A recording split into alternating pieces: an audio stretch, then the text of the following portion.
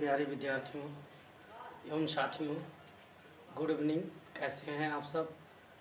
मैं आज पुनः फिर कक्षा 10वीं का यूपी बोर्ड का गणित का मॉडल प्रश्न पत्र हल करा रहा था और उसके 4 प्रश्न हल हो चुके थे। 5वां प्रश्न आज मैं फिर से हल कराने जा रहा हूँ। चलिए आइए देखते हैं। पहला क्वेश्चन है कि 2x + 3y = 11 और 2x - 4y = -24 को हल कीजिए और इससे m का वह मान ज्ञात कीजिए जिसके लिए y = mx + b हो। हम लोग ये जानते हैं कि ये 2 चर वाला रैखिक समीकरण है। तो 2 चर वाले रैखिक समीकरण को हल करने की हमारे पास 3 विधि है। एक तो प्रतिस्थापन विधि है जिसमें किसी एक समीकरण से x या y का मान, अगर x का मान निकालेंगे तो y के पदों में, y का मान निकालेंगे तो x के पदों में निकाल लेते हैं। और प्रतिस्थापन विधि से फिर ये जो मान x या y का प्राप्त होता है फिर दूसरे समीकरण में रख के हल कर लेते हैं।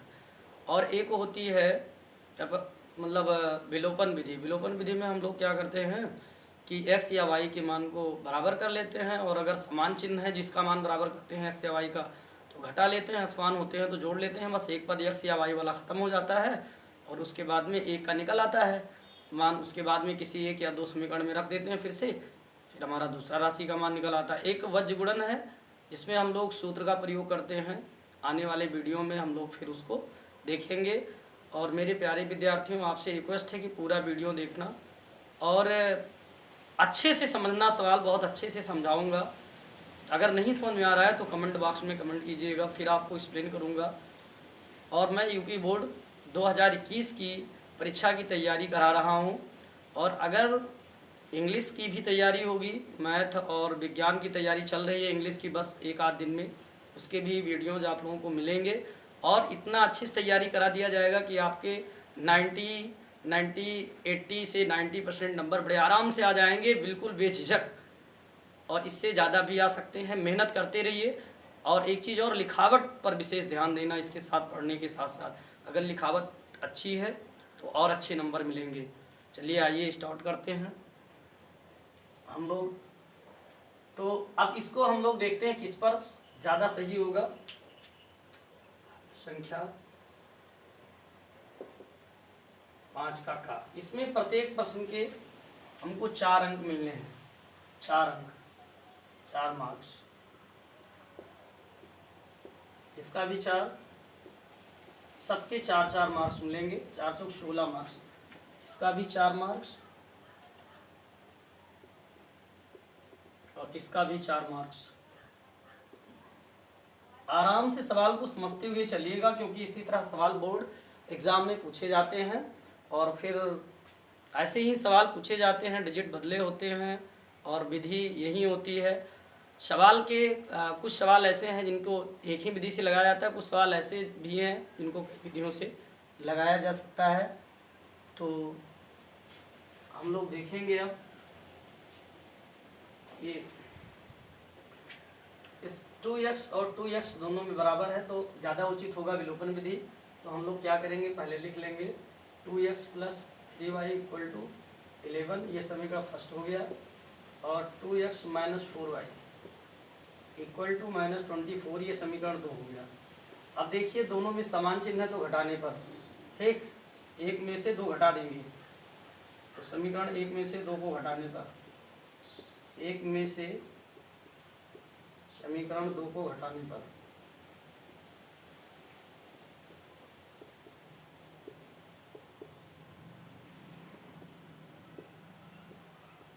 जब हम लोग घटाएंगे क्या होगा, जहाँ प्लस है वहाँ माइनस, जहाँ माइनस है वहाँ प्लस। विपरीत चिन्ह नीचे वाले में, ये माइनस से प्लस और ये भी प्लस, ये कट जाएगा। 2x और 4 और 3 7 प्लस प्लस जुड़ जाएगा। 7y = 24 10 34 1 35।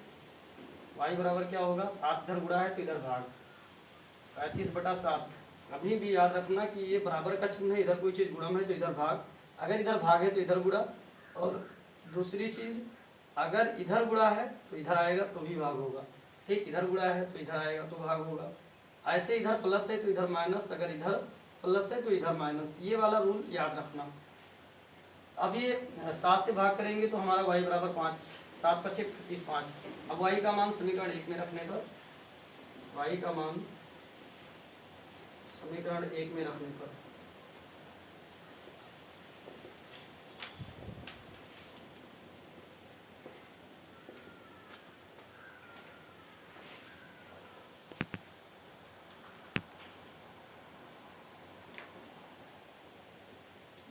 चलो y का मान समीकरण 1 में अगर हम रख देंगे तो ये 2x + 3 और y का मान 5 = 11, ये हो जाएगा 2x और प्लस 3 × 5 = 15 = 11।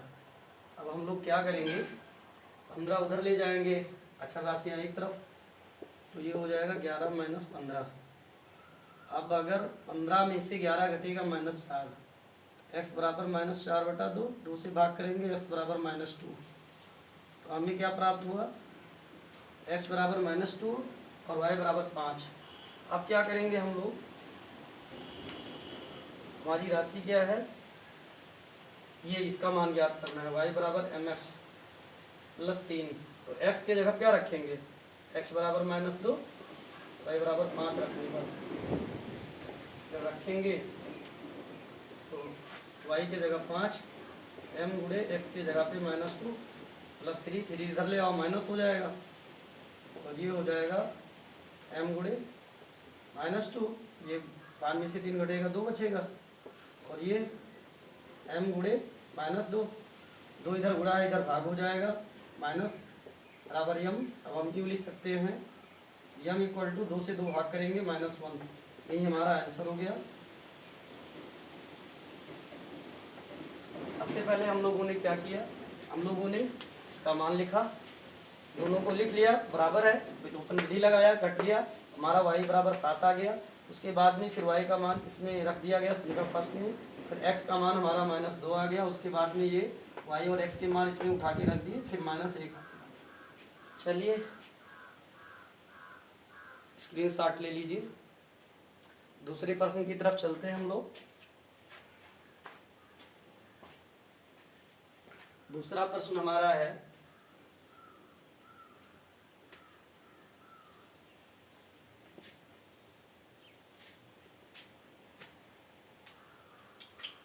रचना कीजिए। तो ये हम लोग रचना वाले पार्ट में दूसरे वाले वीडियो में है कर चुके हैं। चलिए कर देखते हैं। 5वां नंबर है, यदि त्रिभुज AB और C, त्रिभुज ABC के अंतःकोण हो तो दिखाइए कि sign B + C/2 = cos A/2। ये भी 4 नंबर का है। तो हम लोग जानते हैं किसी भी त्रिभुज में अगर कोई त्रिभुज है तो उसमें कितने कोण होते हैं, 3 होते हैं, और तीनों का योग कितना होता है, इस तीनों कोणों का योग जो होता है 180 अंश होता है, अगर इन तीनों कोणों को जोड़ा जाए तो ऐसे अगर ये 3 कोण दिए हैं, त्रिभुज के कोण हैं, अतः क्या हो जाएगा, ये कोण A + B + C बराबर 180 अंश। इसको कई तरीके से हम लोग लगा सकते हैं, 2 विधि है। चलिए अब हमारा B + C यही रहेगा, A को इधर लाएंगे तो माइनस हो जाएगा 180। सिद्ध क्या करना है, हम लोगों को सिद्ध करना है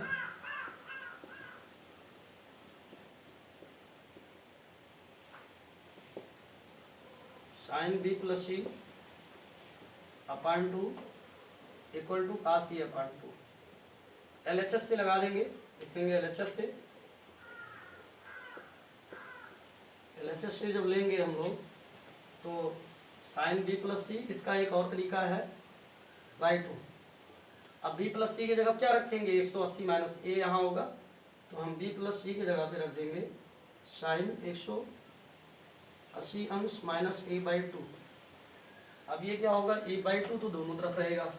अब इसको अलग अलग भी लिख सकते हैं, क्योंकि बटा वाला सवाल है, तो ये दोनों जो आपके ऊपर की संख्या है दोनों में बारी बारी से लिख सकते हैं।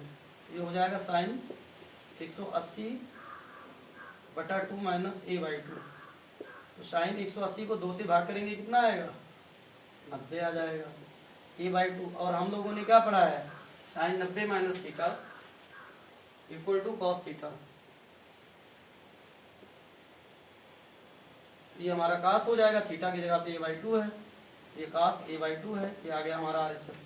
एक तो ये विधि हो गई। दूसरी ये है कि इसको ऐसे लिख लो B + C/2 cos, फिर आगे क्या है 180 - A दोनों ओर का साइन ले लेंगे, दोनों ओर साइन लेने पर ये दूसरी विधि है। तो साइन लेंगे तो sine B plus C by 2 equal to sine 180। अब पहले ये 2 से भाग कर लेंगे हम लोग, दोनों तरफ क्या करेंगे 2 से भाग करेंगे, इधर भी इधर भी, तो इधर भी भाग हो जाएगा और इधर भी भाग हो गया, ये हो जाएगा साइन 180।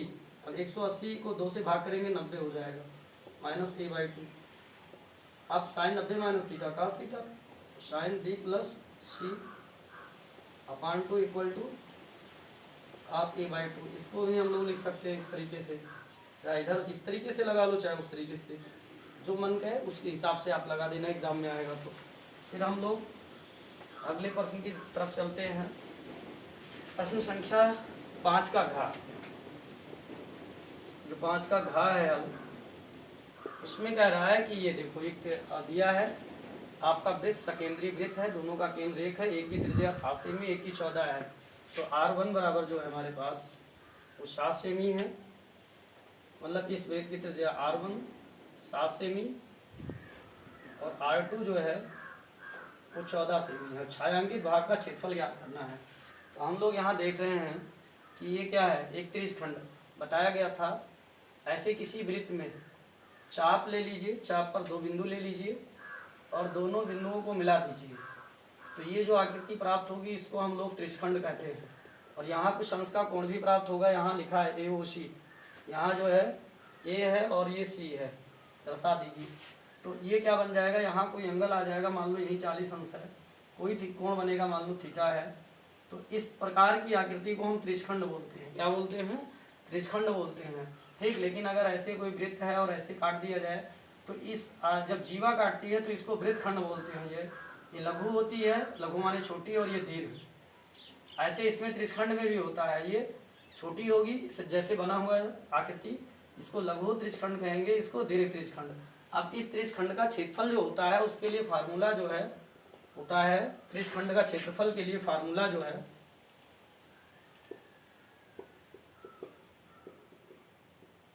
वो होता है थीटा बटा 360, उसके बाद में पाई आर स्क्वायर। आर जो है हमारी उस वृत्त की क्या है, त्रिज्या है, यहाँ से यहाँ तक, वृत्त के केंद्र से परिधि तक की दूरी को हम लोग त्रिज्या कहते हैं। ऐसे इसमें ये त्रिज्या है। अब ये क्या होगा, दोनों में लागू होगा। अब हमको इतना चाहिए तो पहले पूरे का निकाल लेंगे त्रिज्यखंड, यहाँ से बड़े वाले त्रिज्यखंड का, उसके बाद में छोटा वाला, आप बड़े वाले का निकालेंगे तो छोटा वाला भी तो उसमें आएगा, ये 40 अंश है। अब छोटा वाला आ गया तो बड़े वाले का निकाल लीजिए, छोटा वाला सम्मिलित है, फिर छोटे वाले निकाल करके इतना घटा लीजिए। तो इतना क्या दिख रहा है आपको, छायांकित का दिख रहा है ना, किसका दिख रहा है, छायांकित का। तो लिखेंगे छायांकित भाग का क्षेत्रफल।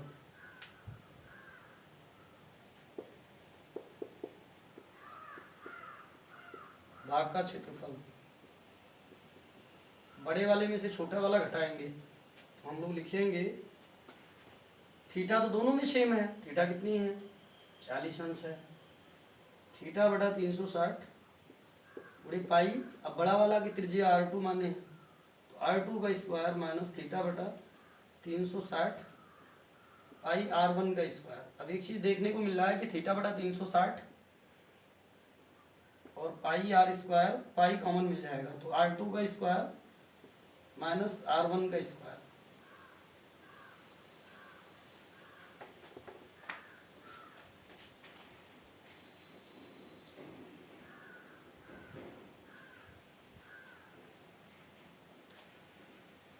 अब हम लोग क्या करेंगे देखेंगे, अब इसमें मान रख देंगे।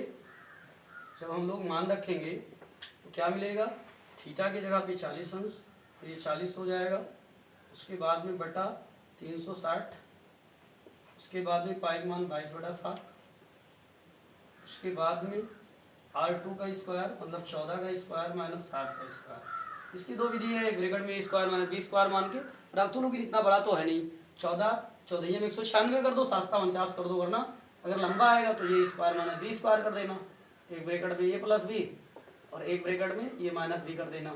फिर उसके बाद हल करना तो 4 0 कट जाएगा, 0 से 0, फिर 4 का नम 4 9 36, तो ये 9 आ जाएगा, तो ये बचेगा आपका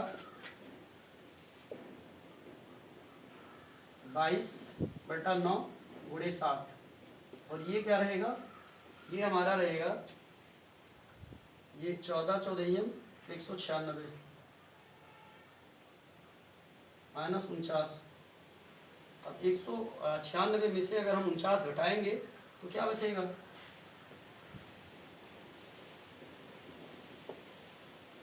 16 में से 9 जाएगा 7, फिर 8 में से 4 जाएगा 4, फिर 1।